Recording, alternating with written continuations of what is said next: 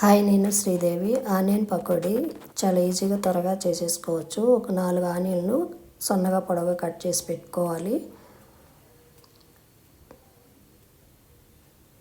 అందులోనే పావు స్పూను కారం, అర స్పూను పచ్చిధనియాల పొడి, సాల్టు వేసుకోవాలి. 2 పచ్చిమిరపకాయలు, 1.5 స్పూను మినపప్పు, అర స్పూను జీలకర్ర, 1 కప్పు శనగపిండి, అర కప్పు బియ్యపిండి ఇవన్నీ వేసి బాగా కలుపుకోవాలి.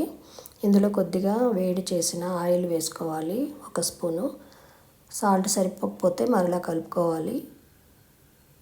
కొద్దిగా వాటర్ వేసి చిలకరిచ్చినట్టుగా వాటర్ వేసి మరి మెత్తగా కాకుండా జారుగా కాకుండా పొడి పొడిగా పిండి కలుపుకోవాలి. స్టవ్ వెలిగించి ఆయిల్ పెట్టి కడాయి పెట్టుకొని ఆయిల్ వేసుకొని ఆయిల్ వేడయ్యాక ఈ పకోడీ పిండి అందులో వేసి బాగా వేగిన తర్వాత ఒక బౌల్లోకి తీసుకోవాలి.